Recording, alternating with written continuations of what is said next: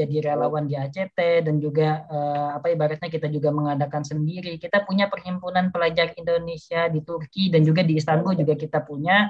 Saya sempat membantu teman-teman untuk kita ibaratnya bareng-bareng untuk kegiatan kemanusiaan. Ya, itu juga termasuknya untuk teman-teman Uighur juga itu sebelum saya join ACT malah gitu dan jadi staf ACT Turki itu sejak tahun 2017. Namun jadi relawan udah dari sebelumnya juga. Oh, jadi udah banyak pengalaman sebelum gabung ACT ya, Mas. Oke, luar biasa. Oke, mungkin untuk pertanyaan awalan mungkin sampai itu aja, Mas. Selanjutnya saya persilakan ya kepada Mas Firdaus untuk menyampaikan cerita-cerita dan juga kisah-kisahnya mengenai teman-teman atau anak-anak ya, terutama yang berada di pengungsian Uyghur. Untuk waktu dan tempatnya saya persilakan.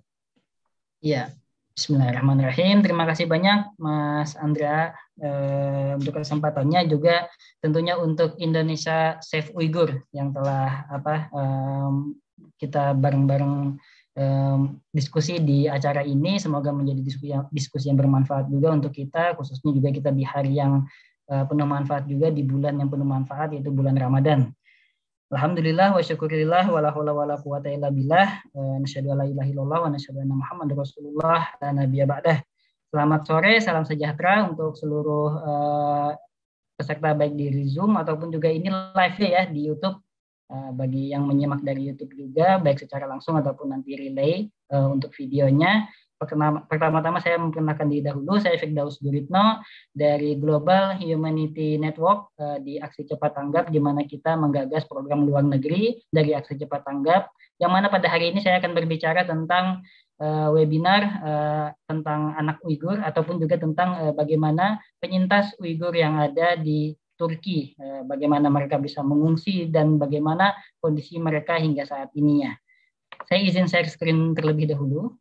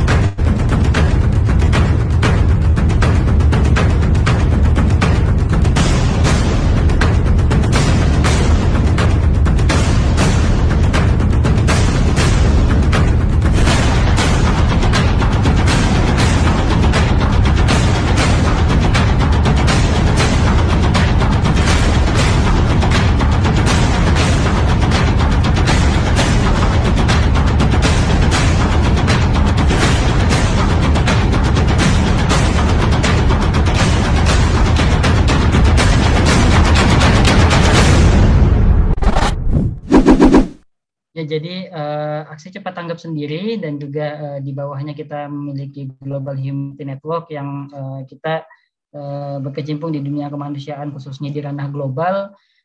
Mungkin saat ini sudah menjangkau lebih dari 67 negara, namun secara aktif kita berada di sekitar 60 negara untuk ranah programnya. Kita sendiri salah satunya juga concern terhadap kemanusiaan yang ada di pengungsi-pengungsi Uighur yang ada di seluruh dunia.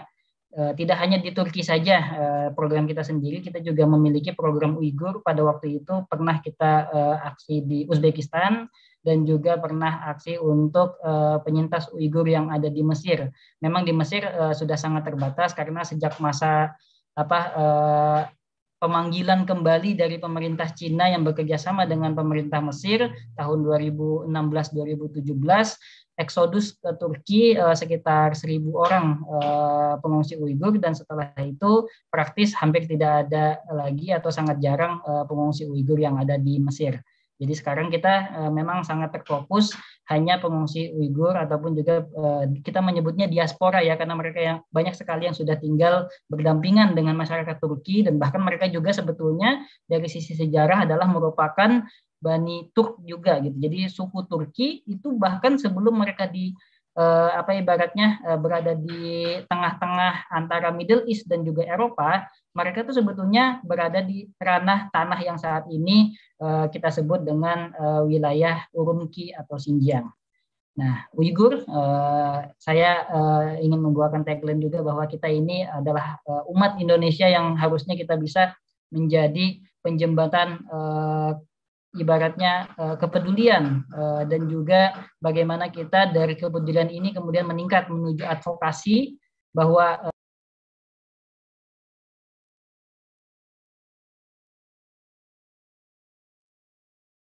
oke. Alright. Suara saya kedengaran? Oke ya. Oke, sudah nyambung Mas ya. Tadi ada ke mute sedikit ya. Oke, bismillah. Nah, Uighur sendiri kalau kita bicara tentang historisnya, itu ketika kita banyak mengetahui bahwa secara sejarah Cina, Uighur dan juga kita mungkin mengenal juga Tibet dan lain sebagainya gitu ya, bahwa Cina itu pada masa sebelum mereka menganeksasi wilayah Uighur itu sebetulnya hanya berbataskan di wilayah yang berada di apa ibaratnya lintasan tembok Cina saja. Jadi kalau teman-teman itu bisa buka peta, cari peta yang menandakan tembok Cina. Kenapa dibikin tembok Cina? Karena itu adalah tembok perbatasan Cina dengan negara lainnya. Sehingga akan kelihatan di mana wilayah yang sebelumnya memang benar-benar wilayah China dan juga wilayah yang sebelumnya adalah wilayah kita kenal dengan Uighur, kita juga kenal dengan Tibet dan lain sebagainya. Dan salah satunya di Uighur ini sendiri dulunya adalah merupakan klan Turki atau juga disebut dengan Turkistan Timur. Makanya mereka itu bahkan bahasanya jauh lebih bahasa murni dibandingkan bahasa orang Turki yang sekarang, karena kita mengenal revolusi 1923 Turki yang dulunya menggunakan Latin Arab berubah menjadi alfabet seperti yang Latin dari Arabik menuju ke Latin ketika runtuhnya Turki Utsmani. Nah, disinilah juga Turki Timur atau kita kenal juga dengan Uighur, mereka masih menjaga ibaratnya sejarah mereka, tulisan mereka hingga sampai sekarang dengan alfabet Arabik mereka. Meskipun ketika sekarang sudah bergabung dengan kepemerintahan China, mereka menggunakan bahasa China, namun mereka masih tetap memiliki bahasa dan juga tulisan alfabetik mereka sendiri.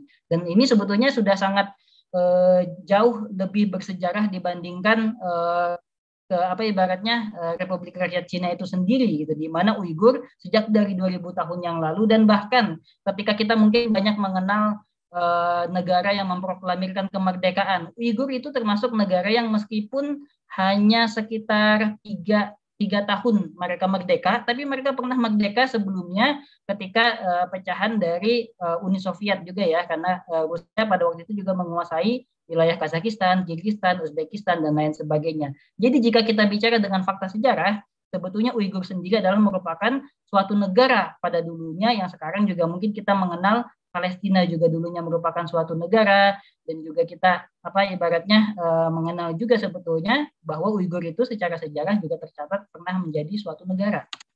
Dan di sini kita bisa lihat bagaimana benteng atau Great Wall of China yang hanya berbatas sampai di titik ini saja ya. Jadi kalau kita lihat peta Uighur atau peta Xinjiang itu Xinjiang Urumqi, Kashgar dan wilayah-wilayah lainnya itu berada di luar dari Great Wall of China, yang mana itu artinya menunjukkan bahwa sebetulnya daerah ini pada dulunya adalah bukan wilayah yang dikuasai oleh pemerintahan China, baik masa kerajaan ataupun pada masa Republik Rakyat Cina yang saat ini. Dan itu mungkin juga menjadi tolok ukur bagaimana di sana memiliki suku, ras, budaya, agama, dan juga keseharian yang berbeda tentunya gitu. Kita next. Nah, di sini ada situation report Uighur, saya tidak bacakan karena memang kita biasanya pertama kali mendengar cerita Uighur itu dari Desember 2019 ya, di mana kita mengenal ada camp konsentrasi yang mana ada sangat terkungkung. Nah, mungkin saya juga memberikan beberapa informasi tambahan juga yang mana kita kumpulkan dari ibaratnya mitra-mitra kita ataupun juga saudara-saudara kita Uighur, ketua-ketua Uighur yang mana kita pernah ada mungkin mendengar World Uyghur Congress dan juga sejenisnya yang mana merupakan asosiasi atau perkumpulan dari diaspora Uighur di seluruh dunia, di Jerman, Uzbekistan, Turki salah satunya juga, banyak yang memberikan informasi bahwa bisa saja terjadi kalau seandainya benar-benar terdapat datanya dan dihitung benar-benar, mungkin lebih dari 1 juta orang yang berada di kamp konsentrasi tersebut. Dan luar biasanya lagi adalah ketika saya sendiri juga dari 2009 itu sudah mengetahui kondisi teman-teman Uighur yang ada di Turki, mereka masih sempat bisa ibaratnya tanda kutip bolak-balik ke China pada waktu itu, ke Urumqi. Sampai pada tahun 2016, di mana 2016 itu udah benar-benar tahun terakhir banget yang mereka bisa akses keluar masuk, yang mana jadinya sebetulnya dari tahun 2009 sampai 2016 tersebut, banyak keluarga-keluarga Uighur yang sebelumnya mencoba untuk eksodus, kemudian mereka diaspora menuju ke Turki, karena banyak sekali saudara mereka yang sudah menuju ke Turki tahun-tahun berikutnya dan bahkan mungkin dekade-dekade sebelumnya, tahun-tahun sebelumnya dan bahkan mungkin dekade-dekade sebelumnya, karena pernah terjadi eksodus besar-besaran juga pada tahun 70-an, yang mana mereka saat itu menuju ke kota diterima oleh gubernur dari kota Kayseri, di mana di Turki itu ada di kota Kayseri itu ada jalan, nama jalannya adalah Jalan Turkistan Timur. Nah, di sanalah pertama kalinya di jalan tersebut diterima saudara-saudara kita. Ya mungkin di sini ada juga yang dari Kayseri ya, karena saya lihat PPI Turki juga ikut supporting acara ini, pasti ada juga teman-teman KSRI bisa bantu membantu juga. Di sana sudah tinggal berpuluh-puluh tahun lamanya masyarakat Uighur, dan ini menjadi inspirasi juga buat mereka yang ketika tahun 2009 sampai 2016 mengalami represif di negara mereka untuk eksodus menuju ke Turki dengan berbagai macam cara. Saya akan cerita cara-caranya nanti. Salah satunya adalah ketika mereka sampai Turki, membawa anak mereka, kemudian mereka mencoba untuk menitipkan anak mereka ke keluarga yang ada, agar mereka bisa balik lagi ke China untuk menjual tanah mereka, untuk menjual rumah mereka. Ibaratnya benar-benar ya sudah kita hijrah dulu, agar ibaratnya anak istri dan ibaratnya keluarga-keluarga yang dibawa ke Turki itu aman, mereka balik ke China. Dan sangat banyak di antara cerita-cerita yang seperti ini yang ketika mereka balik lagi dan kemudian 2016-2017 sudah tidak ada akses untuk kembali dari China menuju ke Turki untuk masyarakat Uighur, kemungkinan juga hilang, tidak ada kontak, dan bahkan mungkin bisa dikatakan bisa jadi mereka sudah menjadi salah satu orang yang berada di kamp konsentrasi tersebut. Jadi jika memang benar kamp konsentrasi tersebut itu tidak ada gitu kan, bagaimana gitu, apa ibaratnya apa yang menjadi dalih orang tua saya tidak kembali, kata anak-anak yang ibaratnya sering kita diskusi sama anak-anak yang umur 6 tahun 7 tahun dibawa ke Turki, mereka kemudian orang tua mereka balik dan kemudian mereka menanyakan, mana orang tua saya, kalau memang ibaratnya kamp konsentrasi itu tersebut nggak ada gitu kan, kenapa saya nggak bisa kontak mereka ketika mereka balik ke China, kenapa mereka ibaratnya tidak bisa kontak saya, kenapa tidak ada ibaratnya bekas sama sekali. Dan bahkan itu adalah merupakan ibaratnya suatu ironi di abad ke-21 ini, kita tidak bisa mengontak orang lain, yang mana sekarang WhatsApp, Telegram, Zoom dan lain sebagainya yang di sini saja mungkin hadir dari berbagai negara, ada yang mungkin dari Turki juga yang hadir dan lain sebagainya, bisa menyaksikan dalam satu forum, tapi hanya untuk mendapatkan pesan dari saudara mereka di Xinjiang saja, itu mereka tidak bisa mendapatkan pesannya. Itu ibaratnya ironi komunikasi yang ada, yang mungkin kita nggak bisa bayangkan bagaimana kondisi mereka di sana. Ini ada satu video dari BBC sebetulnya. Saya cuma akan putarkan sedikit. China used to deny konsentrasi, karena kita nanti akan lebih banyak bicara tentang diaspora Uighur yang ada di Turki. The message: these are schools, not prisons. 他们受到一定的极端思想感染以后，为了就是把自己思想里面的极端思想的感染程度去除， But the more we ask, have you been convicted of a crime? 我没有犯罪，我就是犯了错。 How often are you able to pray here? 国家法律规定，学校公共场所，公共场所不能从事宗教活动。 The more evidence we try to gather of our own, the more questions there are. Ya, ini adalah camp yang ibaratnya dari pemerintah China sendiri menyatakan bahwa ini adalah sekolah tanda kutip, yang bahwa untuk menghilangkan ibaratnya pemikiran-pemikiran radikal. As hundreds of thousands of Sebuah alasan Muslims yang disappear into dikemukakan giant secure yang mana facilities, banyak sekali China pertanyaan-pertanyaan has yang begun bahkan taking a di few sini ada selected investigasi journalists eksklusif. inside. Ketika mereka mengunjungi tempat ini, banyak sekali perubahan yang kalau kita lihat itu kan This Google Maps is itu what kan it bisa wants menyorot the world to sampai ke peta wilayahnya gitu ya. Ada banyak tanah-tanah Offered up atau as land-land proof that these landmark yang di are sini not yang dulunya prisoners, kelihatan but bahwa ada students. tower atau menara pengintai, dan kemudian ada satu lahan yang sebetulnya tidak ada apa-apanya. Ketika Being mereka datang, guided away itu from ada extremism. lapangan basket, ada lapangan buat bermain. Mereka Is it datang your ke choice sini to ada be here? aktivitas dan lain sebagainya. Padahal mungkin 就 bisa 是 saja itu adalah settingan 我以 ketika 前 mereka kunjungan ke sana 因 untuk 非法 diperlihatkan 法律 sebenarnya 意识淡 kondisi 薄， mereka yang ada di 被 sana. 感染了极端主义和恐怖主义思想的影响。村委会的孙静发现，他对我说：“这么好的学校，你可以去参加，转化自己的思想。” Always in the background, government officials watch over every interview. And this is how thoughts are transformed. Long hours of rote learning Chinese. The study of China's tightening restrictions on religion. And the replacing of faith and cultural identity with a different loyalty. I love the Communist Party of China, this man has written. These are places where adults wear uniforms and where they don't go home at the end of the day, but sleep up to 10 a room, sharing a toilet, with no idea how many months or years it will be before they can return to their families.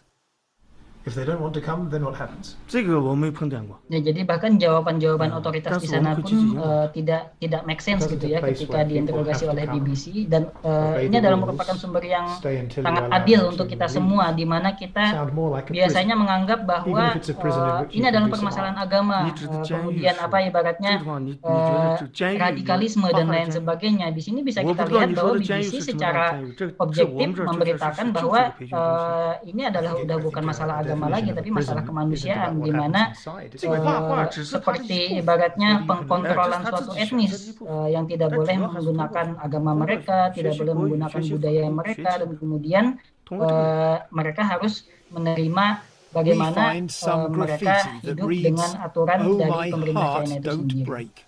We've Ini decided videonya not cukup to panjang, use nanti the mungkin image saya akan to share, protect jadi whoever saya wrote bisa it. langsung next ke berikutnya.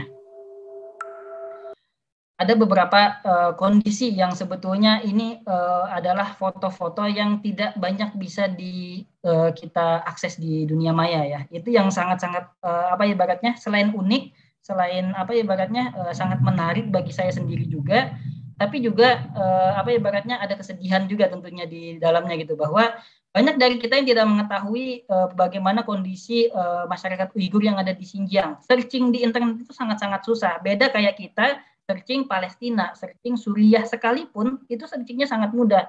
Ketemu ibaratnya berita update tiap hari, bahkan di Live View a Map itu misalkan ada update harian bagaimana Suriah, bagaimana Palestina, bagaimana hari ini sekarang kita bicara tentang Ukraine setiap harinya bahkan ada update-nya. Tapi apakah teman-teman di sini pernah mendengar update satu hari saja itu sekali saja tentang bagaimana kondisi masyarakat Uighur yang ada di Xinjiang, di Urumqi?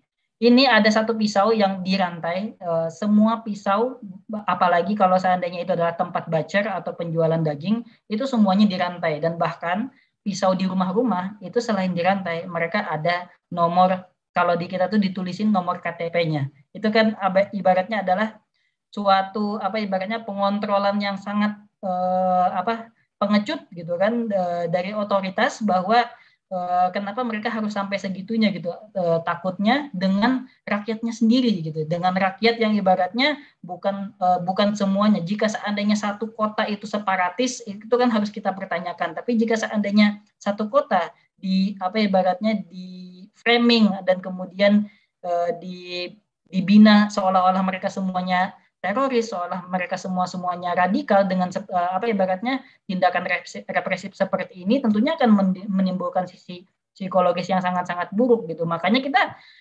sudah kayak gini, untuk masalah pisau seperti ini juga ibaratnya menjadi pembenaran juga, meskipun tidak ada foto-fotonya. Mereka mengaji di bawah tanah, mereka ibaratnya menghabiskan waktunya untuk sholat, beribadah di bawah tanah, dan mereka juga ketika bulan puasa seperti sekarang ini dipaksa untuk makan siang. Satu-satu anak-anak datang ke sekolah, kemudian di sekolah mereka harus dicoba untuk dipaksa untuk makan satu-satu di bulan Ramadan. Kalau ibaratnya bentuk ibadah seperti sholat, ibaratnya bentuk ibadah seperti kita mengaji, itu kan terlihat ya, kita melihat mengaji, sholat, oke lah, itu adalah simbol agama, tidak boleh di wilayah publik. Tapi bagaimana dengan puasa, yang ibaratnya ya suka-suka kita mau makan atau tidak, itu udah bukan masalah ibaratnya peribadatan lagi gitu kan. Misalkan saya lagi nggak mau makan nih gitu kan, ya suka-suka kita kan. Dan ibaratnya tindakan yang sampai memaksa orang makan sendiri pun cuma karena agar mereka tidak puasa, yang padahal ya ibaratnya tidak seperti sholat yang ada bentuknya gitu kan, itu adalah merupakan suatu hal yang sangat-sangat janggal buat kita gitu kan, kenapa sampai segitunya gitu. Dan bahkan ini juga salah satu contohnya, ada banyak tanah dan juga banyak ibaratnya landmark yang ada di Uighur yang dulunya adalah kepemilikan orang-orang Uighur yang kemudian diakuisisi. Dan bahkan saya pernah ibaratnya berdiskusi dengan salah satu orang Uighur yang menerima manfaat dari aksi cepat tanggap pada waktu kita distribusi paket pangan di Kayseri pada waktu itu. Mereka ada beberapa bapak-bapak gitu kan, saya tanya dulu waktu di Xinjiang, di Urumqi kerjanya apa Pak gitu kan. Saya punya 2 tambang katanya, saya punya 2 tambang. Yang satu lagi saya dulu perusahaan kontraktor, yang artinya mereka datang ke Turki itu demi menjaga imannya, demi menjaga izahnya, demi menjaga martabat dan juga keluarganya, demi menjaga agar mereka bisa terus memperjuangkan kedaulatannya. Mereka berusaha untuk ibaratnya bahkan harta mereka sendiri pun mereka tinggalin, yang bahkan Uighur sekarang diketahui memiliki ibaratnya pusat cadangan minyak, cadangan gas yang terbesar di dunia. Kalau seandainya diolah itu bisa ibaratnya untuk ibaratnya menjadikan sumber devisa yang menjadikan Uighur itu menjadi negara yang bisa ibaratnya luar biasa lah untuk pemasukannya gitu. Dan ini kita lihat ada lahan-lahan yang sebetulnya dulu dimiliki oleh masyarakat Uighur yang kemudian dieksekusi, diambil alih, dan bahkan banyak sekali bangunan-bangunan di sana yang kemudian diruntuhkan untuk kemudian diakuisisi oleh pemerintah setempat, yang padahal itu adalah ibaratnya bentuk kezoliman yang merata luas kepada masyarakat Uighur di sana, yang bahkan kalau kita pikirkan itu ya kalau separatis kan nggak mungkin 100%-nya gitu, tapi kenapa 100% masyarakat Uighur di sana mendapatkan perlakuan yang sedemikian ibaratnya menyedihkannya. Dan bahkan banyak sekali akhirnya kita bisa dapati bahwa berkas-berkas yang kemudian banyak terkuak, salah satunya yang di 2019 oleh PBB terkuak ada 1 juta orang menjadi ibaratnya yang dimasukkan ke dalam penjara atau kamp konsentrasi. Banyak juga berkas-berkas yang kemudian terkuak bahwa telah terjadi tindakan-tindakan tidak hanya untuk laki-laki saja, bahkan juga kepada perempuan, ibu-ibu, dan bahkan juga tidak ibaratnya tidak lain juga untuk anak-anak juga gitu. Dan itu tentunya sangat-sangat ibaratnya ironis sekali bagaimana mereka di sana di satu kota, di satu provinsi di wilayah Xinjiang tinggal dengan keadaan yang ibaratnya kita bahkan mungkin nggak bisa searching bagaimana kondisi sekarang mereka di sana gitu. Nah, ini mungkin ada banyak kepedulian yang muncul dari tokoh-tokoh ternama yang ada di dunia. Salah satunya adalah ini juga ada Mesut Ozil, juga banyak sekali ibaratnya olahragawan, artis dan lain sebagainya yang menyuarakan bahwa Uighur ini sudah bukan permasalahan yang menjadi hal yang tabu, yang kalau kita bilang di Indonesia itu ketika misalkan ya itu kan mungkin mereka adalah ekstremis yang pengen ibaratnya separatis dan juga ingin menjadi merdeka sendiri. Anggap misalkan kita pernah bersinggungan dengan gerakan Aceh Merdeka, kita juga sekarang bersinggungan dengan teroris yang ada di wilayah timur Indonesia, tapi tidak seperti itu yang bisa kita bayangkan di wilayah Uighur ini gitu, di mana satu kota gitu kan, satu provinsi yang ibaratnya masa mereka semuanya teroris gitu kan, berbeda gitu kan dengan separatis atau teroris yang mungkin kita pernah dengar seperti yang ada di Timur Tengah dan lain sebagainya, yang ingin memisahkan diri ataupun menjadi negara berdaulat sendiri, memisahkan dari negara mereka. Dan seperti yang saya tadi di awalan menyatakan bahwa Uighur sendiri secara negara atau Turkistan Timur itu pernah menjadi suatu negara yang berdaulat.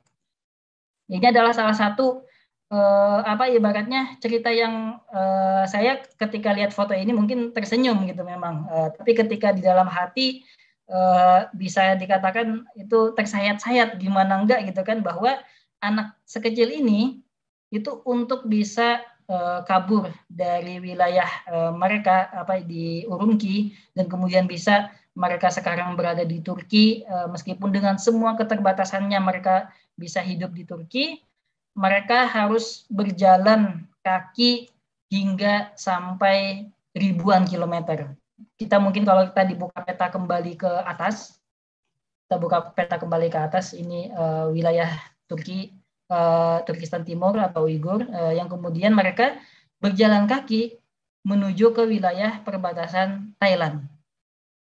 Yang kalau kita lihat Thailand di mana nih, di bawah, jauh, masih cukup jauh gitu kan, bagaimana mereka bisa melewati negara-negara lainnya, melewati ibaratnya gunung-gunung dan lembah-lembah yang bahkan mereka hanya membawa apa yang mereka bawa tersebut, dan kemudian ketika mereka tiba di salah satu negara, yaitu negara Thailand, mereka harus dipenjara di perbatasan. Kita bisa bayangkan gitu kan, di ibaratnya di negara yang mungkin tidak begitu maju seperti Thailand, bagaimana penjara di perbatasannya gitu, atau detensi di perbatasannya. Mungkin kita pernah dengar juga gitu, ada Uighur, ibaratnya masyarakat Uighur yang berhasil masuk ke Indonesia, meskipun ibaratnya ada dihubung-hubungkan dengan afiliasi teroris dan lain sebagainya. Tapi sebetulnya ketika kita melihat masyarakat Uighur yang berhasil kabur dari wilayah Urumqi hingga menuju ke wilayah Turki dengan berbagai macam cara, di sini mereka akhirnya ketika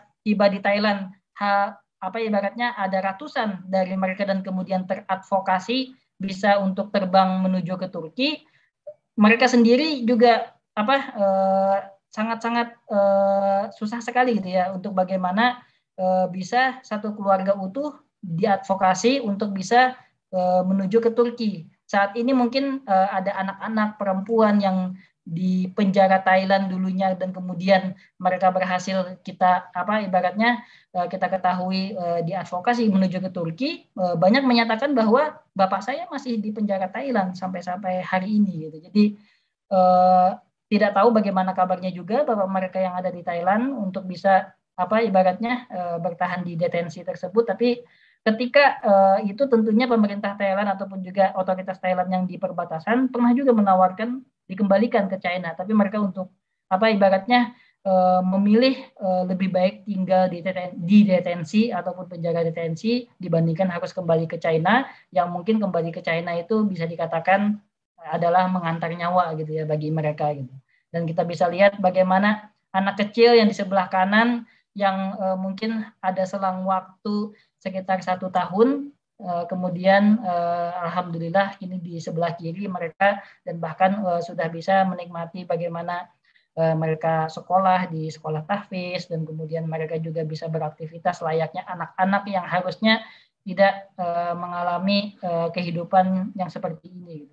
Dan ketika saya bicara, mungkin teman-teman bisa kebayang gitu kan, misalkan hutan-hutan yang ada di Kalimantan ketika mereka harus melalui, atau misalkan pegunungan-pegunungan yang harus mereka lalui ketika perjalanan darat mereka dari Urumqi menuju ke Thailand, itu tidak sedikit gitu kan, ada perempuan hamil, ada ibu-ibu yang kemudian mereka melewati rawa-rawa yang ketika hamil itu airnya tuh lebih tinggi dibandingkan perut mereka gitu, yang ada yang keguguran, ada yang ibaratnya terpaksa juga menghentikan nafas mereka di perjalanan, dan tentunya itu adalah merupakan suatu ironi kemanusiaan bagaimana mereka kabur, dan itu hanyalah satu dari sedemikian banyak cerita dari mereka yang saat ini sudah hampir 100.000 penduduk Uighur yang ada di Turki, ataupun diaspora Uighur yang di Turki, ataupun juga diaspora Uighur yang ada di negara-negara lainnya. Di awal tadi juga saya sebutkan bahwa ada banyak, bahkan 1.000 diaspora Uighur yang ada di Mesir yang harus eksodus ke Turki menyelamatkan diri mereka karena mereka sudah dipanggil kembali oleh pemerintah China yang bekerja sama dengan pemerintahan Mesir, dan kemudian Mesir menyatakan akan mengembalikan masyarakat Uighur yang ada di sana. Dan ya nauzubillahi min dzalik, terjadi sesuatu hal yang tidak kita inginkan gitu kan, untuk saudara-saudara yang kembali ke China. Karena saya juga sempat ibaratnya beberapa kali bersinggungan dengan ada satu orang yang dia berkatakan dia datang dari Mesir 2016, dan kemudian dia datang dari Mesir itu sendiri karena kakaknya tidak sempat untuk bisa ikut bareng dia, dan kakaknya terpaksa harus kembali ke China, dan sampai sekarang tidak ada komunikasinya lagi. Ini mungkin ada sedikit ibaratnya tampilan bagaimana mereka anak-anak Uighur yang ada di Turki yang pada waktu kita kunjungi di areal wilayah ibaratnya kita nyebutnya apartemen-apartemen pengungsian mereka.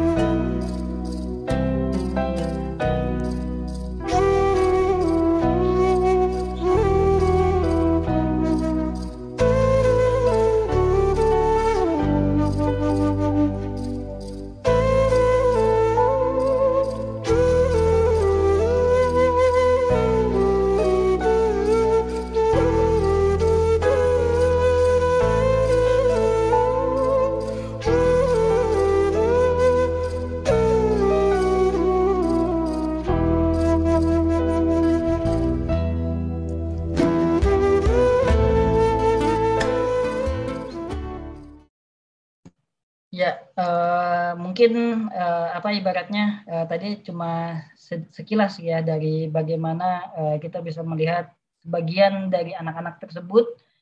Kita tidak bisa nyebut yatim juga gitu, tapi mereka, sebagian dari mereka mungkin orang tua mereka tidak tahu kabarnya apakah masih hidup ataupun tidak, karena mungkin hanya datang dengan ibunya ke sini, atau bahkan ada yang hanya datang dengan ayahnya ke sini, di mana sebagian dari keluarga mereka, tante mereka, nenek mereka, kakek mereka, atau bahkan mungkin salah satu dari orang tua mereka masih ada di negara China dan juga di wilayah Uighur, Xinjiang atau Urumqi, dan kita nggak tahu bagaimana kondisi mereka, dan bahkan untuk mengakses informasinya saja mereka tidak bisa.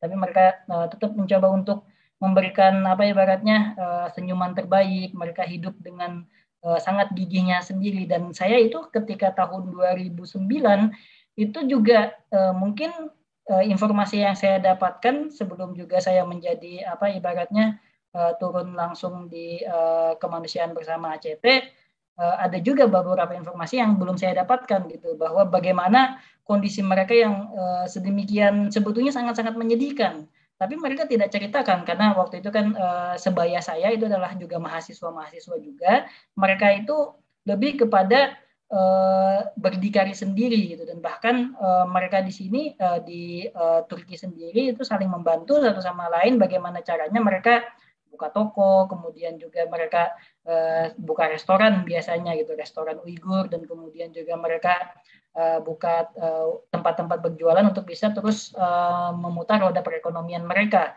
Dan bahkan mereka banyak melakukan donasi antar mereka sendiri, sehingga bahkan mungkin kalaupun tidak dibantu pun itu mereka bisa saling mencukupi meskipun sangat-sangat terbatas. Makanya itu ketika 2009 sampai sekarang 2022 aja ya, kita bicara sudah lebih dari 10 tahun mereka ada di Turki, dan saya juga di Turki sendiri bersinggungan dengan berbagai macam pengungsi, ada pengungsi Suriah, Afghanistan, dan bahkan juga Palestina. Saya pernah menemukan bahkan pengemis Palestina gitu. Yang saya sampai tidak percaya dia ngemis gitu kan, orang Palestina. Saya minta lihat paspornya, dikasih lihat benar-benar paspornya Palestina. Tapi saya tidak pernah menemukan satupun pengungsi yang mengemis itu orang Uighur. Itu ibaratnya mereka menjaga izahnya, dan bahkan banyak kita mendengar gitu, mereka di dalam rumahnya mereka kelaparan, kalau tidak didatangi dan ibaratnya kerabat mereka tahu, mungkin mereka tidak akan meminta-minta kepada yang lainnya.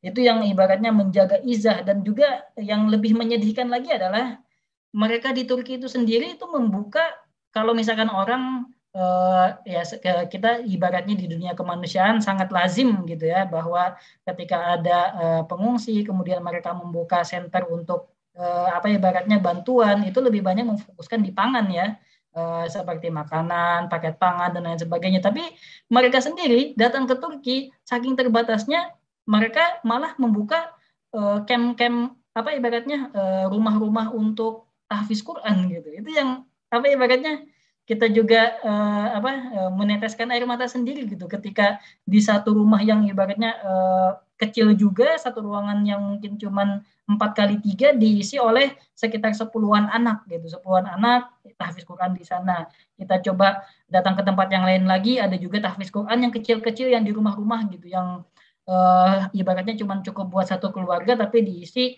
puluhan anak untuk bisa ibaratnya mereka menerima ibaratnya belajar untuk bisa mendalami Al-Quran atau juga ibadah itu sendiri. Ketika saya tanya berapa lama sih biasanya ibadah dalam sehari teman-teman, atau juga ibaratnya melancarkan hafalannya gitu kan, mereka bisa menghabiskan sekitar 10 jam gitu. Terus dalam hati kan 10 jam, 8 jam tidur gitu kan. Waktu mereka berarti lebih banyak ibadah dong gitu kan. Saya bilang tanda kutip ya, apa nggak terlalu berlebihannya gitu, walaupun berlebihan dalam ibadah itu baik gitu kan.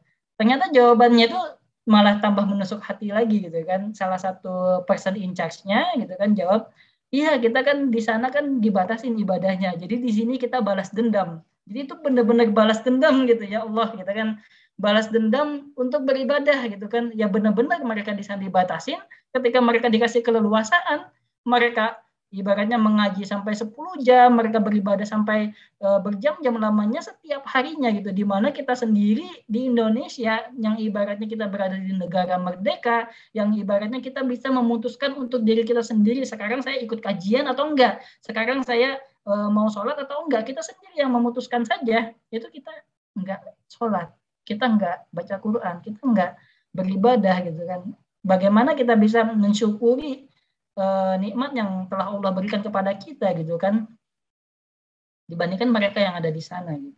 Dan juga ini yang sangat luar biasa sekali, bahkan kita pernah menanyakan ketika memberikan bantuan, kita sudah memberikan bantuan paket pangan, kemudian kita pengen ngasih jaket musim dingin nih, kira-kira kalian butuh nggak? Tentunya kan suhu di Turki itu kan bisa sampai minus 10 derajat Celcius, bahkan di kota Kayseri bisa lebih dari minus 10 derajat Celcius, bisa sampai 20-an derajat Celcius. Mereka bilang gitu, enggak, alhamdulillah kita sudah dapat ibaratnya donatur yang untuk anak-anak yang berkebutuhan untuk pakaian hangat sudah kita bagikan gitu. Itu hal yang sangat-sangat jarang yang kita temui selama berkecimpung di dunia kemanusiaan ini. Ada ibaratnya lembaga atau yayasan yang menolak untuk dibantu karena mereka sudah cukup gitu. Padahal mungkin belum tentu cukup juga gitu. Kalau misalkan kita membantu ke negara yang lain atau misalkan untuk pengungsi yang lain, mungkin mereka dengan sangat gembiranya gitu kan, bahkan bilang mau butuh ini, ya butuh ini juga gitu. Jadi malahan lebih banyak meminta butuhnya gitu dibandingkan kemampuan kita untuk membantu gitu, Masya Allah. Dan yang paling penting ternyata bukan masalah bantuan kita gitu. Mereka sendiri ketika gempa Selat Sunda ya, karena viralnya kan setelah sebelum gempa Selat Sunda gitu. Kalau untuk yang tahun tersebut kita mungkin mengetahui ada gempa Palu dan juga gempa Lombok.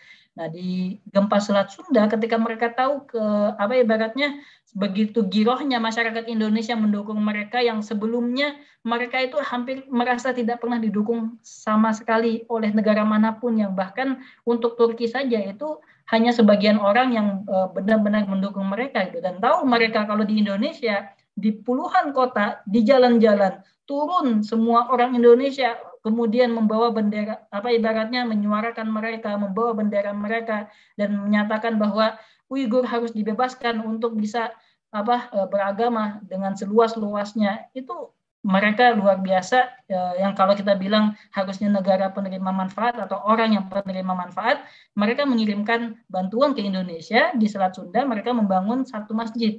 Waktu itu juga melalui aksi cepat tanggap dan juga bantuan lainnya itu sekitar 1 miliar yang mereka kumpulkan dari mungkin orang yang juga membutuhkan juga gitu di sana, dikumpulkan oleh pengusaha-pengusaha kecil mereka yang punya restoran, yang punya usaha nggak cuma di Turki juga di Jerman dan lain sebagainya untuk bisa bantu masyarakat Indonesia pada waktu itu, walaupun dalam bentuk seperti itu gitu. Dan itu menunjukkan solidaritas yang luar biasa dan bahkan sangat sering sekali ketika bertemu dengan saudara-saudara Uighur kita yang selalu dimention adalah mereka ingin menyampaikan, dan mungkin ini juga kesempatan kembali kepada saya untuk menyampaikan salam dan terima kasih mereka kepada seluruh masyarakat Indonesia dan juga yang menyimak ini bahwa perjuangan kalian yang ibaratnya mendukung ke jalan-jalan itu bukan suatu hal yang kecil, itu bukan suatu hal yang personal cuma datang turun ke jalan dan kemudian selesai seperti itu saja. Itu benar-benar sangat membekas di hati mereka dan bahkan mungkin menjadi bahan bakar mereka kembali, di mana mereka yang ibaratnya sudah hopeless lah berpuluh-puluh tahun dari mereka sempat menjadi suatu negara yang berdaulat dan kemudian mereka sekarang masih mencari kebebasan untuk mereka. Mereka merasakan itu seperti ibaratnya oase di tengah padang pasir gitu, dukungan dari masyarakat Indonesia. Dan semoga ini juga menjadi penyemangat ya untuk Indonesia Save Uighur.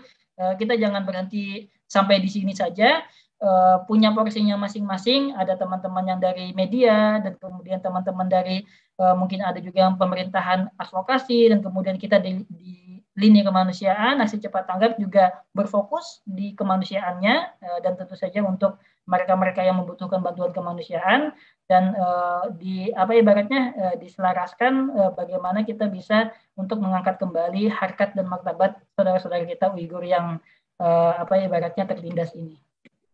Dan ini mungkin sekilas aksi cepat tanggap sendiri tidak dari 2019 ketika viral, malah bahkan kita dari tahun-tahun sebelumnya kita pernah program kurban untuk pengungsi Uighur yang ada di sana meskipun kecil, dan kita mengalami betul di aksi cepat tanggap bagaimana susahnya kita mengedukasi suatu hal yang tidak viral. Mungkin 2019 akhir itu adalah salah satu titik balik di mana yang dulunya mungkin kita adalah salah satu dari sedikit yang mengetahui bagaimana perjuangan mereka di sana, namun akhirnya kita bisa mengikuti arus viral tersebut dan menjaga sampai saat ini tetap ada kepedulian masyarakat Indonesia untuk Uighur dan terus ingin mengetahui kondisi tentang saudara-saudara Uighur yang ada di, baik itu yang masih ada di Xinjiang, Urumqi ataupun juga yang sudah menjadi diaspora di berbagai macam negara termasuk juga Turki. Dan mungkin kalau seandainya diceritakan hari ini gitu kan semuanya cerita tentang pengalaman Uighur tentunya tidak akan habisnya juga karena kita keterbatasan waktu. Mungkin teman-teman juga dan juga saya juga harus berbuka puasa ya Mas Andre ya. Kita ibaratnya ingin memberikan gambaran secara general, gambaran secara dasar yang memiliki satu kesimpulan yang teman-teman bisa simpulkan sendiri. inilah yang mereka rasakan di sana. Ini adalah salah satu footage bantuan kemanusiaan kita, baik itu untuk di Ramadan, untuk musim dingin, dan juga ini salah satu yang saya bilang tadi berdikari. Halal Market ini adalah merupakan toko yang dikelola oleh salah satu keluarga Uighur yang tentunya juga dengan berbelanja di sini kita juga memberikan suatu mereka buka toko halal kepada mereka juga. Dan juga menjadi tanda bahwa dari kita berdayakan, kita beli paket pangannya di mereka juga, lihat bagikan kepada masyarakat yang ada di sini. Dan ini yang lebih menyenangkannya lagi adalah untuk masyarakat Uighur dikelola oleh Aksi Cepat Tanggap dari Indonesia. Dengan banyak sekali donasinya datang dari masyarakat. Kita juga mengambil volunteer Malaysia paket tangan kita dan juga kita distribusikan di Turki. Jadi benar-benar ibaratnya lintas negara dan juga lintas kepedulian, bahwa kepedulian itu tidak hanya terpaku pada kita asal negara mana, mereka asal dari negara mana saja.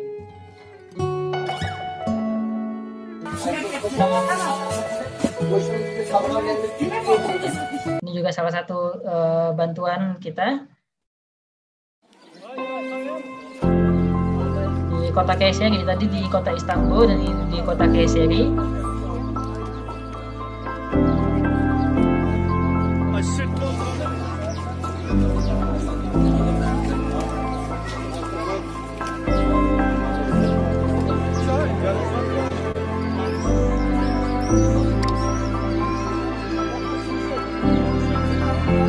Dan bahkan kita ketika Idul Kurban, Assalamualaikum warahmatullahi. Endonezya'dan gelen arkadaşlarımızın Doğu Türkcell arkadaşlara yaptığı yardımlarından dolayı çok teşekkürlerimizi bildirmek isteriz. Şimdi bunu dağıtmakta olan arkadaşlardan da Allah razı olsun diyoruz ve teşekkür ederiz.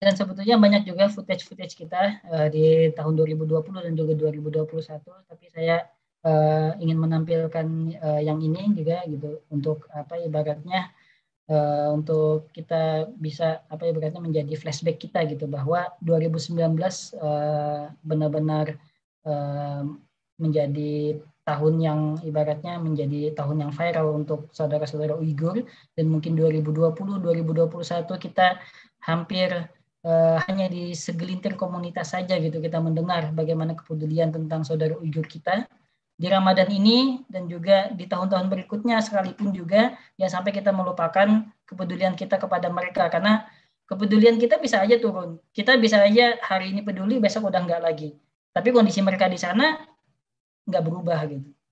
Kita peduli, kita enggak peduli, kondisi mereka di sana tetap seperti itu. Tidak ada ibaratnya bahkan ini adalah PPT yang saya siapkan tahun 2019. Saya buka lagi ketika saya pengen edit, saya katakan ini kok isinya nggak ada yang bisa diedit. Beda kayak misalkan Palestina, presentasi Suriah dan lain sebagainya. Ada yang bisa diedit, ada yang bisa misalkan kondisi mereka saat ini sudah ada rumah hunian dan lain sebagainya gitu. Tapi masyarakat Uighur ternyata ketika kita ibaratnya mendalami lagi, mereka yang sama di tahun kita pernah mendengar viralnya mereka. Mungkin itu saja dari saya. Kita banyak kesempatan untuk tanya jawab. Semoga bisa menjadi diskusi yang bermanfaat untuk teman-teman juga. Assalamualaikum warahmatullahi wabarakatuh. Waalaikumsalam warahmatullahi wabarakatuh.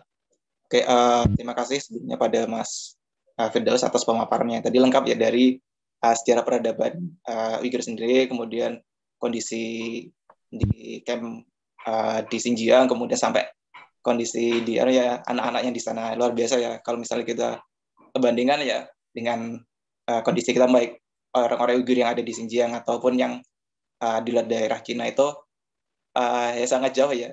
Satu terkait kebebasan kita beragama, kemudian banyak lagi tentang apakah kita bisa menyampaikan pendapat itu dengan bebas dan sebagainya. Banyak hak dari teman-teman atau saudara-saudara Uighur itu yang yang dirampas ya, yang dimana kita di negeri ini bisa bebas merasakannya dengan mudah, melaksanakan ibadah dan sebagainya, bersuara, mengungkapkan pendapat, tapi di belahan dunia lain saudara-saudara Uighur kita tidak bisa merasakan itu. Oke, sekarang kita masuk ke sesi pertanyaan tanya jawab. Monggo silakan Mbak Dila. Ya, tes. Assalamualaikum. Kedengeran ya? Assalamualaikum warahmatullahi wabarakatuh. Ya, udah, alhamdulillah. Ya, assalamualaikum Mas Firdaus. Enggak, saya mau nanya. Kalau pengungsi itu berarti datang ke Turki, kita ngomong ini yang di Turki aja dulu ya. Kalau di Turki ini kan rata-rata berarti dia tidak memegang paspor ya? Atau emang memegang paspor? Atau ada yang beda-beda atau gimana? Nah, kalau misalnya yang saya tanya, bagi yang tidak memegang paspor atau paspornya memang ditahan gitu ya, jadi dia emang datang secara ilegal ke Turki, itu untuk ngurusnya untuk dari pemerintah Turki sendiri ini enggak mudah enggak, atau bagaimana prosedurnya? Mungkin enggak ini sih yang saya tanya sebenarnya, ada concern enggak dari pemerintah Turki sendiri gitu kalau misalnya mau pindah ke warga negaraan atau bagaimana gitu. Terima kasih Mas, gitu aja. Oke, mungkin satu lagi dari peserta ada yang mau bertanya, silakan langsung raise hand aja dan nanti kemudian nanti bisa unmute speakernya. Khususnya pertanyaan pertama tadi juga, sebetulnya kita bisa bicarakan bahwa Cina itu adalah negara superpower. Jadi hampir tidak ada negara yang tidak memiliki hubungan bilateral yang baik dengan China, kecuali Amerika doang. Amerika doang yang berani. Gitu. Yang lainnya negara seberani apapun itu ibaratnya tidak akan ganggu gugat lah dengan hubungan bilateralnya, termasuk juga Turki. Meskipun secara historis Turki adalah mendukung Uighur dan bahkan Erdogan juga pernah beberapa kali mention tentang Uighur itu sendiri, tapi tetap juga menjaga hubungan baik dengan pemerintah China, baik itu dari Kementerian Luar Negerinya dan juga bahkan banyak sekali yang mereka ibaratnya akuisisi untuk program-program bersama antara pemerintah Turki dengan China, tapi tidak menutup juga bahwa pemerintah Turki memberikan concern untuk pengungsi-pengungsi Uighur yang ada di Turki itu sendiri. Kalau kita bicara ada ibaratnya ekstradisi yang pemanggilan kembali pengungsi Uighur yang ada di Mesir, dan mungkin kita juga dengar ada di Kazakhstan, terakhir juga kita dengar ada di Saudi, itu bisa terjadi ke negara-negara yang ya memang mungkin ketika semua negara seperti itu, di Indonesia sendiri juga ketika kemarin yang sempat ditahan dan kemudian dilepaskan, kemudian diekstradisi kembali ke Uighur, ke China gitu, bahwa pemerintah negara manapun mungkin kalau menurut saya tidak akan melakukan penolakan ketika diminta ekstradisi tersebut. Berbeda dengan di Turki, mereka memiliki ibaratnya perlindungan, tapi tidak dengan secara ofisial ya, tapi dengan fase-fase yang mana pengungsi yang datang dari Mesir, pengungsi yang datang dari Pakistan, Thailand, Malaysia dan lain sebagainya yang kemudian berada di Turki hingga saat ini, khususnya ketika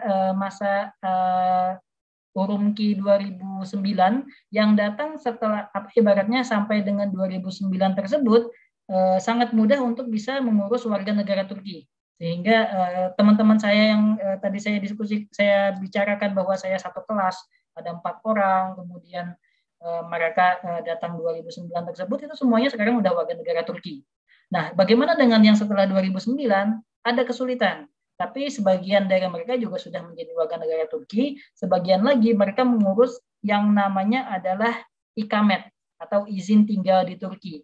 Nah, ini yang biasanya diurus dan diperpanjang setiap tahunnya selama mereka tinggal di Turki, khususnya buat mereka yang sampai saat ini juga masih memegang paspor China, dan kemudian juga sebagian dari mereka mungkin ibaratnya sudah expired paspornya dan lain sebagainya, tapi tetap difasilitasi, diberikan perlindungan dalam haknya sebagai pengungsi atau diaspora oleh pemerintah Turki untuk bisa terus memperpanjang bagi yang belum menjadi warga negara untuk memperpanjang ikamet atau izin tinggalnya tadi. Itu sekaligus menjawab pertanyaan kedua dari Mbak Dila ya, bahwa mereka difasilitasi, tapi juga memang tentunya pemerintah Turki sendiri ada double check ya, karena tentunya sangat berat untuk bisa menerima pengungsi Turki yang dilabelinya kalau di China itu adalah sudah teroris gitu, sehingga ketika mereka ingin menerima orang tersebut untuk perpanjangan ikamet dan lain sebagainya, mereka double check dan mungkin juga punya proses yang cukup lama. Tapi alhamdulillah mungkin Turki yang sudah menjadi host dari sekitar 100.000 diaspora Uighur sampai saat ini tidak memiliki kasus seperti di Mesir ataupun saat ini juga ada di Kazakhstan dan juga Arab Saudi, yang mana pemanggilannya itu bisa dengan jumlah yang besar-besaran gitu. Kalau misalkan diperintahkan 1.000 orang balikin, itu benar-benar 1.000 orang dibalikin gitu, dari Mesir gitu, pada waktu itu gitu. Dan di sini juga ada nih yang join, salah satunya ada Mas Nur Hadi Fauzi. Nah, ini juga sangat sering sekali dia bersinggungan dengan pengungsi Uighur yang ada di kota Kayseri. Nah, itu dia dari Kayseri langsung itu juga ibaratnya mengetahui gitu kan kondisi teman-teman di sana yang ibaratnya masih tidak ada paspor, atau misalkan paspornya sudah kadaluarsa dan mereka juga masih proses menunggu untuk ikametnya gitu. Tapi sampai saat ini alhamdulillah untuk mereka yang ada di kota Kayseri, Istanbul dan lain sebagainya masih bisa untuk ibaratnya mereka bekerja untuk hidup dan untuk bisa tinggal layaknya mereka tinggal seperti masyarakat Turki juga gitu. Baik, terima kasih pada Mas Firdaus. Oke, selanjutnya masih ada waktu, mungkin kalau ada mungkin 2 pertanyaan ya, silakan kepada teman-teman yang ada di webinar untuk raise hand dulu.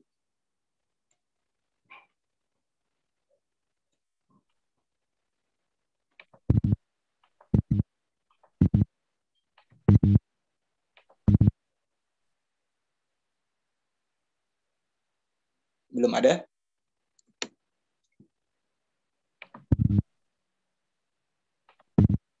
Pada malu-malu ya, atau mungkin sudah terjawab semua. Kita juga kalau malu menyampaikan bisa langsung tulis di kolom chatnya, nanti biar bisa dibacakan. Silakan, monggo.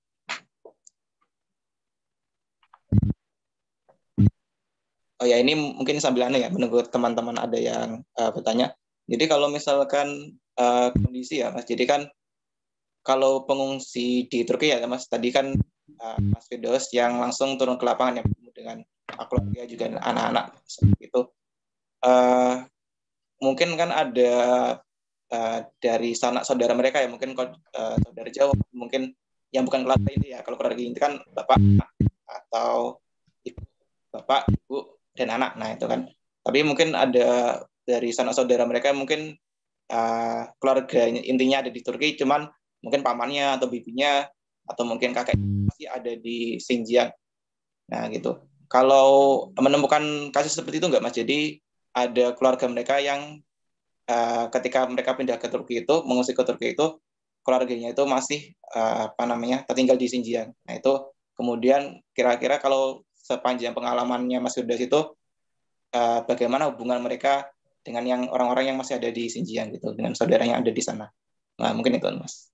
Ya, mungkin ini nggak bisa kebayang ya di abad ke-21, tadi saya juga udah bilang juga gitu kan, kalau kok bisa ya kita nggak bisa akses komunikasi ke suatu tempat, suatu negara yang kalau kita lihat juga bangunannya tinggi-tinggi gitu, kemudian juga di sana bukan suatu peradaban yang tertinggal, misalkan bukan di pedalaman Afrika ataupun pedalaman Indonesia Timur dan lain sebagainya, nggak bisa diakses internet gitu, dan bahkan mungkin kita ke Papua aja kita bisa komunikasi gitu kan gitu ya, masa ibaratnya kita nggak bisa dapat akses sama sekali gitu. Ini saya dapat cerita langsung dari satu anak gitu kan, dia itu kalau saya katakan itu mungkin terpaksa dewasa karena tuntutan kondisi yang seperti ini gitu, di mana dia kabarnya itu umurnya kayaknya sekitar 8-9 tahunan gitu ya, SD kelas 2 kelas 3. Itu menghubungi kakaknya yang ada di Turki itu melalui game, dan itu tidak bisa setiap hari, pasti cuman cuma bisa seminggu sekali atau bahkan mungkin lebih jarang lagi. Tapi dia berani menginformasikan, berani apa ibaratnya ngambil resiko gitu kan, bahwa di sana dia bakal main game yang mana kalau misalkan kita tuh kayak ke warnet gitu ya, ke warnetnya itu kemudian pastinya juga semuanya pasti diawasi oleh otoritas gitu kan, kemudian juga tidak mungkin bisa menginformasikan dengan luas gitu kan, jadi orang mungkin nggak akan kepikir juga kok bisa gitu kan. Nggak mungkin lah anak umur 8-9 tahun ini dia ya memang pikirannya cuma buat main game gitu kan, ternyata dia ketika main game tersebut dia menyelipkan pesan ke kakaknya yang ada di Turki, maka gitu kan paman baru saja juga ikut ditangkap seperti itu gitu. Dan itu kan ibaratnya adalah suatu apa ibaratnya kedewasaan yang sebelum pada waktunya gitu kan. Anak-anak yang umur segitu terpaksa sudah harus memiliki mentalitas yang seperti itu, yang kita nggak tahu gitu kan tekanan batinnya, tekanan mentalnya seperti apa. Dan juga untuk teman-teman yang ada di Turki, anak-anak yang ada di Turki gitu kan, kita sering banget gitu kan interaksi dengan mereka gitu kan. Mereka seperti apa ibaratnya punya ketakutan gitu kan di awal-awal, dan mungkin karena kita sudah saking seringnya mengunjungin, baru pada akhirnya mereka bisa cair, bisa main, bisa apa ibaratnya lari-larian apa segala macam bareng-bareng kita gitu. Tapi kalau seandainya dia ngelihat orang asing itu ya benar-benar punya ketakutan tersendiri yang beda ya. Kalau misalkan kita kan juga punya anak kecil, kadang dideketin orang lain takut, tapi ya takut-takut gitu aja gitu kan, lama-lama masih bisa mau digendong gitu kan. Tapi itu butuh waktu yang cukup intens gitu kan untuk kita sering ketemu sama anak-anak itu, baru kemudian bisa cair sama kita. Gitu juga sama untuk orang-orang Uigurnya sendiri gitu kan, baru pada pertemuan keberapa nih gitu dia baru berani cerita bahwa ya saya perjalanan dari apa ibaratnya dari sana jalan kaki sampai ke Thailand, kemudian saya di Thailand di penjara. Ini anak saya yang kecil ini yang dulunya juga ikut sampai masuk penjara gitu kan, yang apa ibaratnya cerita-cerita yang mungkin kita nggak bisa dapatkan cuman dari ketemu sekali dua kali doang gitu. Itu yang mungkin apa dirasakan teman-teman kita yang di sana. Dan saya senang sekali juga gitu kan, ternyata ada juga yang juga konsisten, salah satunya Net TV ya, itu pernah sampai tahun ini juga syuting kembali juga, meskipun mereka tidak mengangkat secara gamblang untuk Uyghur, tapi mereka setiap ada di bulan Ramadan itu ada namanya Muslim Traveler.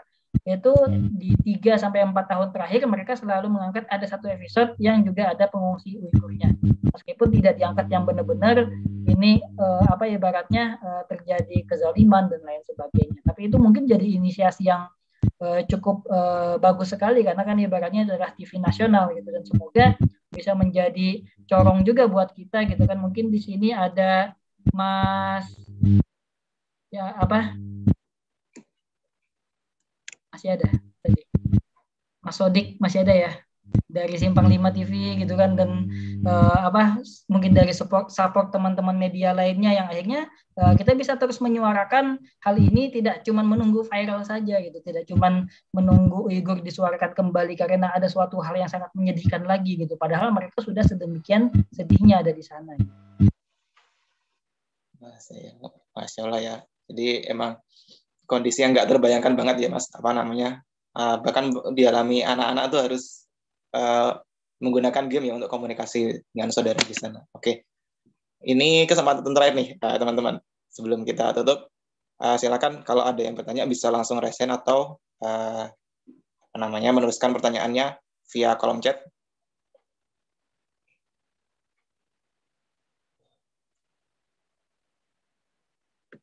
Oke, kita tunggu dulu sebentar. Ini ada yang di kolom chat. Oke, ini ada dari Mbak Triska Ayu Ninda. Oke.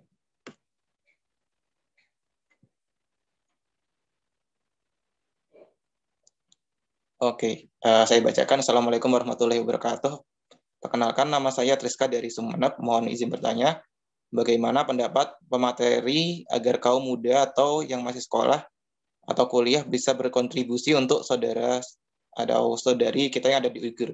Sebelumnya terima kasih. Wassalamualaikum warahmatullahi wabarakatuh. Oke, silakan langsung aja Mas Firdaus. Ya, yang paling pertama adalah kita bagaimana mengedukasi ya. Jadi ibaratnya kerja edukasi itu harus dari semua lini gitu. Tidak hanya dari apa ibaratnya dari media saja, tidak hanya dari lembaga kemanusiaan saja, tidak hanya dari ya mungkin ada sebagian dari porsi pemerintah yang mungkin juga mendukung ini gitu kan. Kita juga tahu pernah ada dari pihak DPR yang mendukung, tapi itu semua apa ibaratnya harus berjalan beriringan dan juga dari masyarakat juga gitu kan.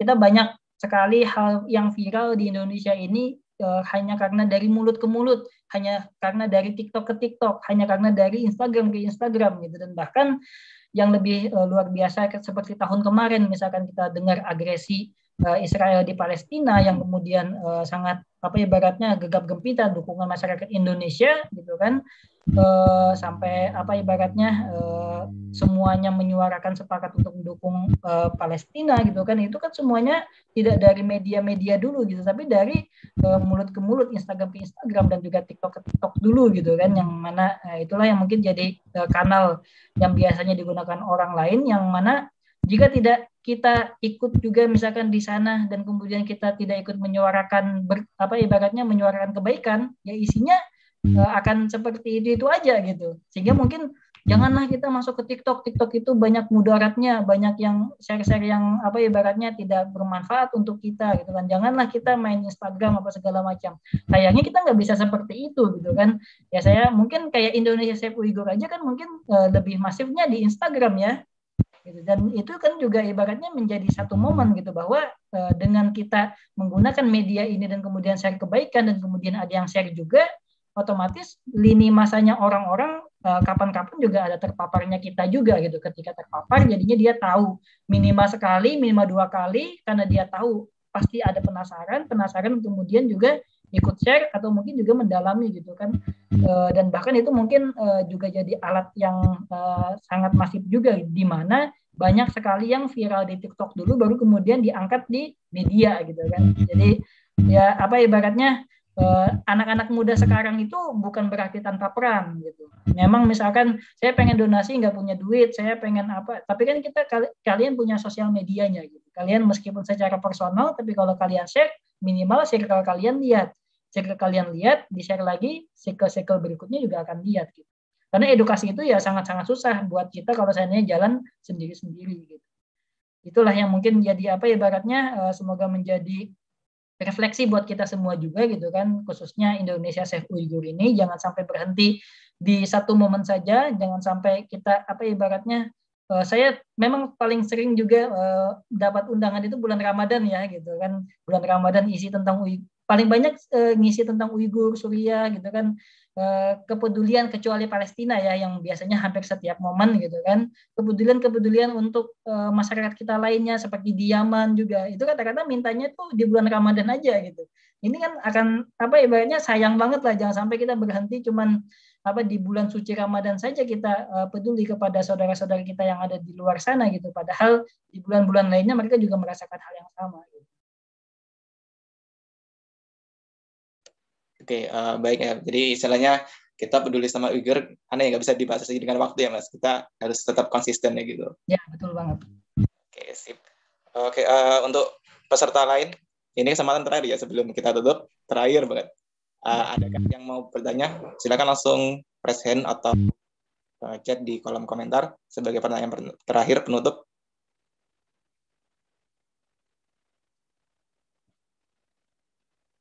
Dari Mas Sodik mungkin? Dari Mas Sodik. Ini ya, saya bisa sampai ya, bisa ngontak Mas Firdaus ini mulai dari ini Mas Sodik ini.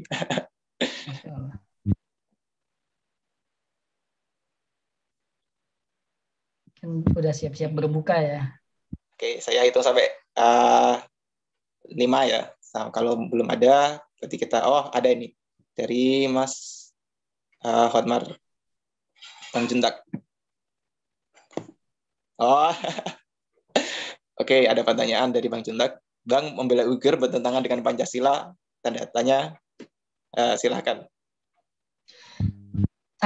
sangat apa ya ibaratnya ya sangat unik sebetulnya Pancasila itu sila pertamanya adalah ketuhanan yang Maha Esa. Artinya apa ibaratnya mereka di sana memperjuangkan apa sih? Kalau misalkan kita bilang mereka memperjuangkan agama mereka, kita pertama kali yang kita perjuangkan di Indonesia ini apa? Di Pancasila adalah ketuhanan yang Maha Esa gitu. Saya sebagai orang yang berketuhanan, saya peduli apa ya ibaratnya dengan apa bagaimana orang bisa melaksanakan ibadahnya dengan sebaik-baiknya, dengan seluas-luasnya dan dengan tidak ada paksaan sekalipun ataupun juga hambatan sekalipun, maka saya ingin menyatakan ibaratnya sangat tidak bertentangan dengan Pancasila kalau kita menyuarakan kemerdekaan orang lain dalam melaksanakan ibadahnya. Itu yang pertama. Yang kedua, apakah kita merasa bahwa 1 juta orang berada di kamp konsentrasi itu adalah mereka yang untuk sekolah ataupun ibaratnya apakah mereka itu seperti terjajah ataupun ditahan, padahal selain Pancasila, dasar negara kita adalah Undang-Undang Dasar 1945.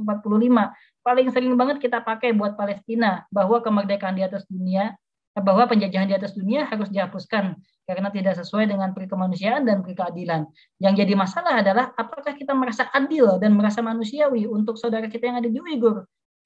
Apakah selama ini ibaratnya yang diperlakukan kepada mereka itu adalah suatu hal yang manusiawi ataupun hal yang adil gitu kan? Itulah yang mungkin tidak hanya kita ibaratnya mengambil satu pokok di satu momen saja atau di satu waktu saja, hanya untuk masyarakat Palestina saja, hanya untuk Suriah saja, hanya untuk Yaman saja, tapi juga kita perhatikan secara lengkap keseluruhan dan salah satunya juga untuk saudara kita Uighur ini sendiri. Jadi tidak hanya Pancasila bahkan, tapi juga Undang-Undang Dasar 1945. Oke, jadi aneh ya Mas, tidak bertentangan tapi malah sejalan ya. Oke, oh ada satu lagi. Oke, ini terakhir ya Mas. Mungkin bisa dijawab singkat aja. Titipan pertanyaan dari temannya Mbak Dila. Kira-kira apa yang bisa kita lakukan biar masyarakat Indonesia bisa lebih aware dengan kondisi mereka ya, dan mereka dengan kondisi mereka. Silakan.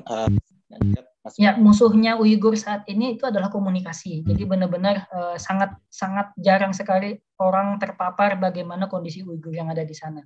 Jadi ibaratnya bahkan mungkin ketika viral di 2018 akhir atau 2019-an itu pun mungkin saat ini nggak semua orang Indonesia juga tahu atau mungkin cuma lewat seperti itu saja. Jadi agar masyarakat Indonesia bisa lebih aware, yang pertama tentunya adalah follow Instagram Indonesia Save Uighur, itu yang pertama ya. Yang kedua, share terus informasi yang ada di sana. Yang ketiga, bahkan kalau bisa kritisin apakah ada postingan yang salah juga kah di sana gitu, atau misalkan semuanya postingannya benar. Kalau benar berarti harus didukung. Kalau salah ya dibenerin. Entah apa ibaratnya, entah itu baik ataupun tidak, ketika kita mengkritisi kita akan nyari tahu, dan ketika kita nyari tahu kita akan makin aware apakah kondisinya memang seperti itu ataupun juga kondisinya bahkan mungkin bisa jadi jauh lebih menyedihkan dari apa yang kita perkirakan gitu. Dan mungkin dari saya sendiri sih pede gitu kan, semakin teman-teman nyari tahu tentang Uighur pasti akan ketemu hal-hal yang mungkin teman-teman nggak bisa bayangkan sebelumnya. Oke, baik. Ini sebagai penutup, jadi kita sudah berakhir insya Allah untuk sesi pertanyaan. Sebelum saya tutup, saya juga mengimbau ya kepada teman-teman yang ada di sini, teman-teman peserta, teman-teman panitia, untuk terus menyuarakan ya kebenaran tentang kondisi saudara-saudara kita di Xinjiang sana atau kaum muslimin Uighur, supaya perjuangan ini masih sangat panjang ya, dan juga kita menghadapi musuh yang kayaknya nggak bisa dianggap remeh ya Mas. Ini negara superpower luar biasa yang kita hadapi. Jadi tetap berjuang teman-teman. Untuk yang belum follow Indonesia Save Uighur, bisa cek di akun Instagram @IndonesiaSaveUighur. Di itu kita ada banyak dari cerita orang-orang Uighur, kemudian ada juga campaign. Kemarin kita ngelaksanain juga Uyghur Art Month, jadi ada visi untuk istilahnya mengungkapkan ya, mengekspresikan kepedulian terhadap Uighur. Dan juga jangan lupa ya, kalau misalnya ada informasi penting bisa di-repost ya dari akun kita gitu. Oke, mungkin dari saya selaku moderator sebenarnya cukup. Saya ucapkan juga terima kasih pertama-tama pada Mas Firdaus sudah memberikan atau menyempatkan waktunya ya untuk sharing di sini. Ya, terima kasih banyak juga Mas Andre dan juga tim Indonesia Save Uighur juga tentunya ya. Ya, sama-sama Mas. Juga kepada teman-teman peserta yang juga menyempatkan ya. Ini luar biasa ya. Semoga semakin banyak orang yang peduli dengan Uighur. Terakhir, saya ucapkan selamat berbuka juga kepada teman-teman di sini karena sudah ntar lagi sebenarnya sudah azan. Jadi teman-teman bisa langsung berbuka. Oke, sebagai penutup saya ucapkan terima kasih teman-teman yang sudah hadir. Jangan lupa untuk tadi yang ingin mendapatkan sertifikat bisa mengisi form feedback ya, tadi ada di kolom chat. Terima kasih sudah menyempatkan. Kita akhiri bersama-sama acara ini dengan salam. Wassalamualaikum warahmatullahi wabarakatuh. Waalaikumsalam warahmatullahi wabarakatuh.